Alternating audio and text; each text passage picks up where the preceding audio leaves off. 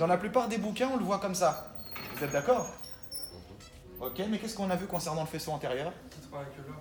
Ouais, vas-y. Le rotateur interne. Oui, aussi. Vas-y. Du coup, extension du poignet. Ouais. Et ensuite, on ne dépasse pas les yeux. Ah oui, oui. D'accord. Entre les épaules et la ligne des épaules et des yeux. Ok, très très bien. Dans 99,9% des bouquins de musculation, et je ne sais pas pourquoi, on l'effectue comme ça. Fais-le, c'est bien. Alors que biomécaniquement, il n'y a pas d'effet. Il n'y a rien. Tu sens rien là. Ouais, c'est bon. Fais la même chose face à la poulie maintenant. Avance. Vas-y, fais la même chose. C'est différent là. Ouais, c'est vrai. Là, tu sens une tension.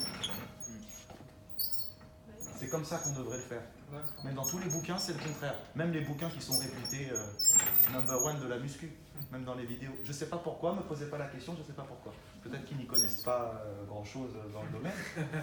Mais en gros, là, que vous me croyez ou pas, là, on va lui poser la question, tu sens plus Non, comment? oui, comme ça. Ah oui. Là, on lui demande de tenir, je sais pas moi, 1 minute. Il va vraiment morfler. Tu demandes de faire la même chose de l'autre côté. Là, que dalle, rien. Donc il n'y a pas de. Ça ne travaille pas. Il n'y a pas de tension. Et ça s'explique biomécaniquement parce que l'efficacité d'une force en biomécanique se fait si la tension est dans le sens de l'axe de travail. Là, vous voyez, l'axe de travail est ici. Là, l'angle de la tension n'est pas efficace, donc elle est inversement proportionnelle à cet angle. Il ne se passe rien. Alors que là, on est vraiment optimisé au niveau de l'angle de travail. Donc là, je donne la justification scientifique. Voilà.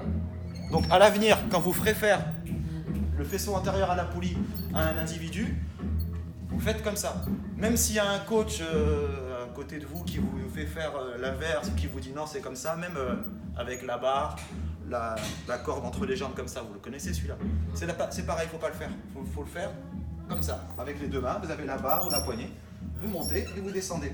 Mais quand on fait ça, on évite les compensations avec le bassin. On gagne bien, il n'y a que le bras qui se mobilise, que les bras. On monte et on descend. Voilà. Là, ça travaille. Mais l'autre côté, ça ne travaille pas. On va faire l'autre côté, le truc qui ne travaille pas avec la corde entre les jambes. Voilà. Celui-là, là, ça bosse pas du tout. Bah, tu le sens? Bah, voilà. Ok. Donc, on a vu à la poulie. Très bien. Donc, vous faites un rapprochement avec ce qu'on a vu la semaine dernière avec les haltères. Et vous avez déjà pas mal d'exercices. Les faisceaux postérieurs. Ah oui, faisceau postérieur. Alors on peut le faire soit comme ça, vous prenez soit une chaise, soit vous êtes accroupi. On peut le faire en unilatéral ou en bilatéral.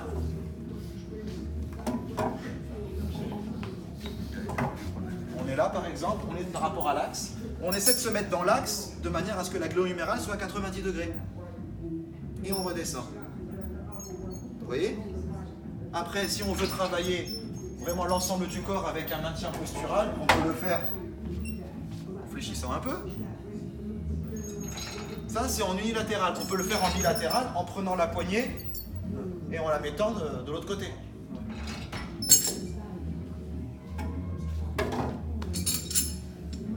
Alors, un deuxième ton.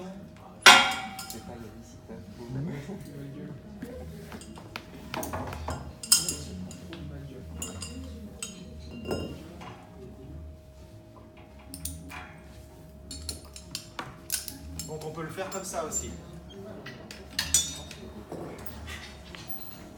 On le voit beaucoup ça dans les salles de muscu. On est là, hop, et on redescend. Mais il faut faire attention à ne pas que ce soit dans le mauvais angle, l'axe de travail. Vous voyez, je suis devant. Il y a une variante qui se fait câble en haut. Donc je ne vais pas prendre les poignets. Où on est comme ceci. Vous voyez les gens faire ça? Ils sont en haut. Mais il faut faire attention aussi. Si les gens le font comme ça, ça revient à faire du tirage vertical, les dorsaux, les fixateurs de l'omoplate. Vous voyez là, dans cet axe-là, je ne suis pas sur le deltoïde post. Pour être dans le deltoïde post, il faut que je sois comme ça. Ah mais il faut que je sois assez... Et regardez, je fais aussi une rotation latérale pour optimiser le travail du deltoïde post. Vous voyez, c'est subtil. Je suis là, rotation latérale, rotation latérale, rotation latérale, je bloque. Voilà, c'est pas vous tirer plus que là. Ok. Bon, c'est pas grave. On bloque. Vous voyez? Différence entre cet angle-là et cet angle-là. Là, je suis très fort, je fais du tirage, j'utilise les dorsaux, j'utilise fixateur de l'omoplate, alors que là, je suis vraiment dans l'axe deltoïde poste. On essaye. Voilà. Pas besoin de te pencher. En haut. Rotation, là, voilà. Rotation latérale, tu bloques et tu remontes. Voilà. C'est subtil, donc en tant que coach, veillez à ce qu'il ne soit pas trop en bas. Il faut qu'il soit vraiment là. Et vise les côtés. Tu sens ici? Ouais. Tu peux remonter le t-shirt pour qu'on voit la différence? Voilà. Là, on voit bien le deltoïde. Tourne, tourne, tourne, tourne. Vous voyez là?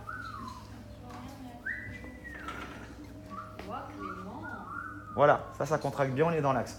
Maintenant, volontairement, tu vas commencer en haut et tu vas descendre. Comme si tu faisais du tirage.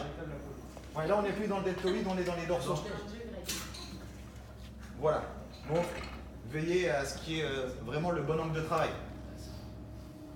Voilà pour les deltoïdes à la poulie.